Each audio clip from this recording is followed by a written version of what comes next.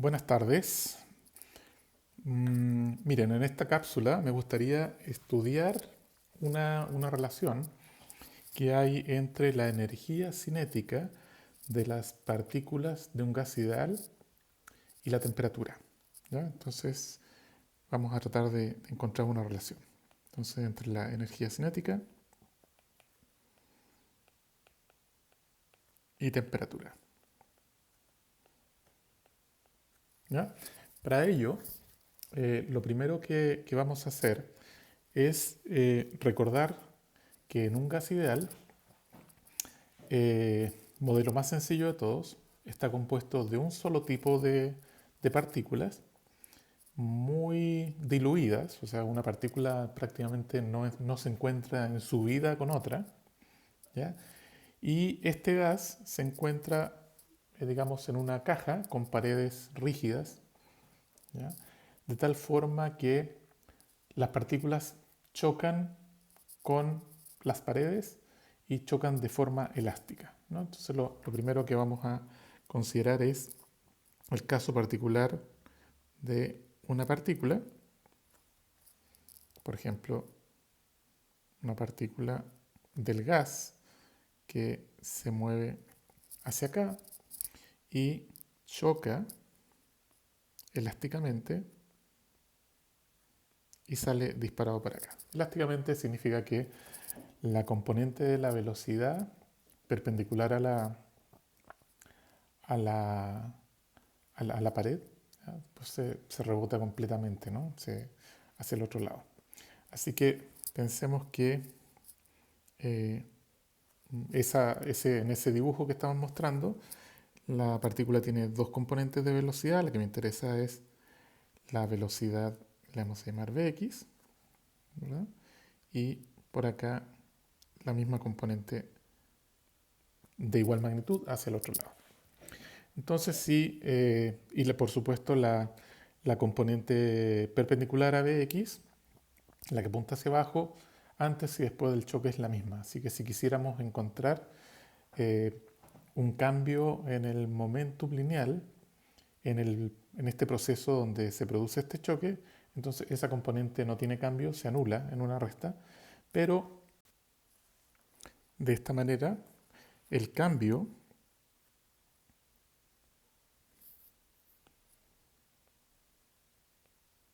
en momentum sería igual a m por Vx, pero multiplicado por 2. ¿Okay? Entonces eso es debido a que el final menos el inicial dobla de alguna manera ese momentum inicial. Por lo tanto, el cambio es el doble. ¿Qué más tenemos? Bueno, pensemos en que eh, hay muchas partículas, hay n partículas en el gas, y no todas se mueven con esa rapidez. ¿Estamos de acuerdo? No todas se mueven con esa componente x de la velocidad. Entonces vamos a suponer que eh, hay una cierta distribución de estas partículas en términos de distribución de velocidad y vamos a pensar de que la densidad, ¿no? La densidad, hay una especie de densidad, del número de partículas con esa velocidad, lo podemos denotar con esta expresión. Con esa densidad es como el peso en un promedio, ¿no? Cuando queremos calcular el 30% de un 70 más 20% de un 50, etc. Entonces, este viene a ser como ese factor de ponderación. Eh, Muy bien.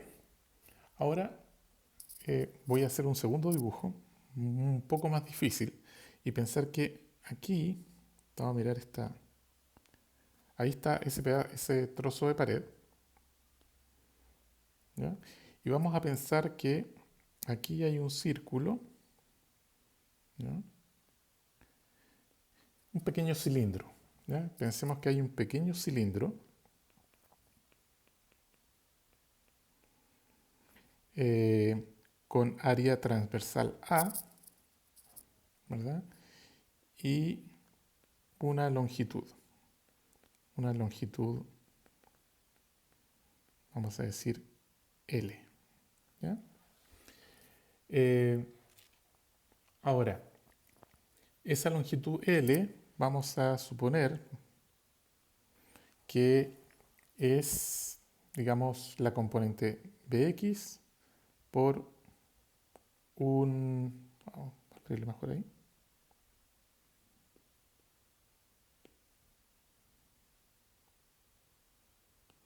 Por un cambio de tiempo delta t. O sea, si ponemos Bx por delta t, ese es el tiempo que demoraría, ¿verdad?, una partícula que se encuentra a esa distancia en tocar la pared, básicamente.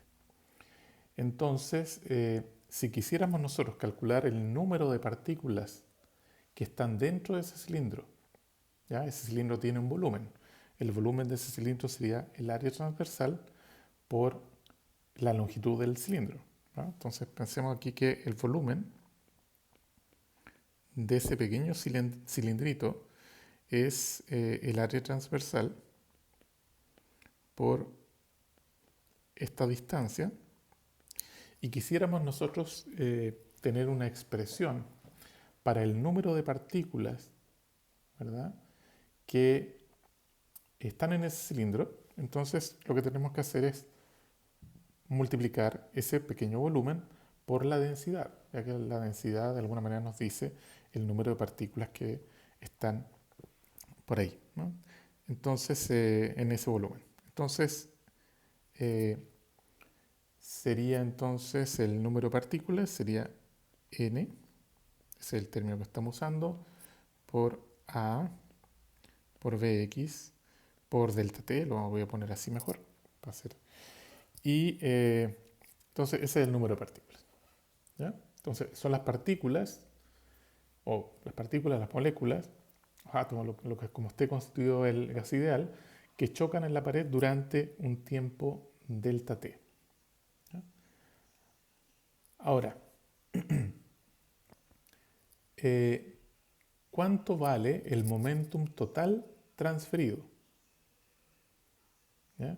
El momentum total transferido, lo pone aquí, el P, o el delta P total, ¿verdad?, sería entonces el valor que tenemos arriba. Le vamos a poner una T para diferenciarlo del de arriba, que es el cambio de que es el cambio de momentum de una partícula. Pero si queremos el cambio total, entonces multiplicamos ese 2m bx por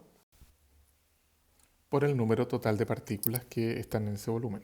O sea, por nb por a por bx al cuadrado por delta t. Ahora, usamos la segunda ley de Newton, para expresar la fuerza, ¿verdad?, la fuerza que se ejerce, que ejercen estas partículas, que sería igual al delta P total, o sea, el cambio de momentum total de las partículas que chocan con esa pared en delta T, ¿ya? Y si quisiéramos obtener la presión, lo voy a poner así para que no se confunda con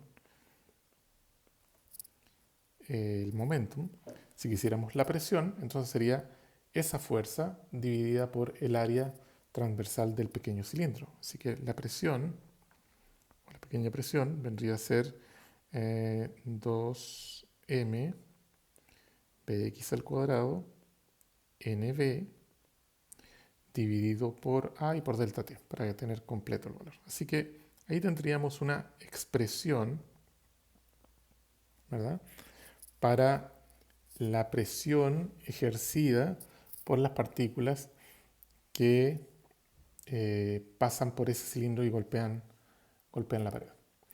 Ahora,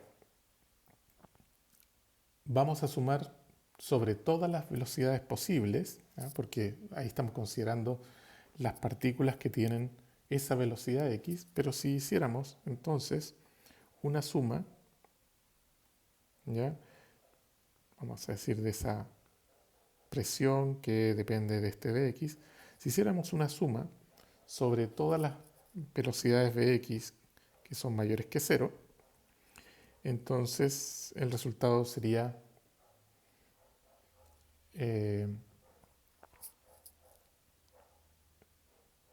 n de v multiplicado por vx al cuadrado, lo vamos a mantener el 2m,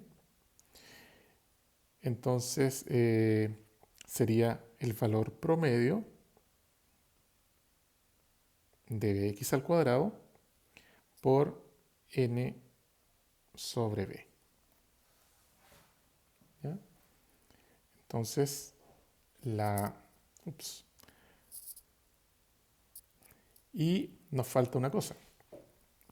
Cuando calculamos el valor, cuando hacemos la suma, tenemos que tener primero en cuenta que hay unas partículas que se mueven hacia la derecha y otras hacia la izquierda. Entonces, al momento que podemos calcular este promedio, tenemos que quedarnos solamente con las que están pegando en la pared que nos interesa, ¿no? Entonces, aquí en este caso tenemos m, valor promedio de la velocidad en x al cuadrado por n entre v. ¿Ya? Entonces ahí tenemos una expresión para la presión, ahora ya está sumado sobre todas las velocidades, que sería n entre v, aparece la masa de una de las partículas y aparece el valor medio de velocidad x al cuadrado. ¿Okay? Entonces, lo que vamos a hacer ahora es justamente el expresar este Vx en términos del valor medio de la rapidez de las partículas. Muy bien, entonces continuemos. Esta es la expresión que tenemos para la presión y lo que vamos a hacer es, bueno, recordar que la magnitud al cuadrado o la rapidez al cuadrado de una partícula es Vx al cuadrado más Vy al cuadrado más Vz al cuadrado. No tenemos que olvidar de que esta simplificación que hicimos realmente la tenemos que ahora tomar en cuenta que es una caja tridimensional. Entonces, si quisiéramos encontrar el valor medio del cuadrado de la velocidad, de la rapidez, entonces el valor medio de una suma es la suma de los valores medios, pero aquí tenemos consideraciones de simetría, o sea, por simetría, estamos considerando que las partículas se mueven de igual forma en las tres direcciones posibles, ¿ya? Por lo tanto, cada uno de estos valores medios que estamos indicando aquí debe ser igual. Así que por lo tanto, el Vx al cuadrado, que es el valor que habíamos usado para esta simplificación de nuestro problema, es 1/3 de el valor medio del cuadrado de la rapidez, ¿no? Así que podemos poner ahora todo en la expresión y nos queda que P es lo que teníamos acá y por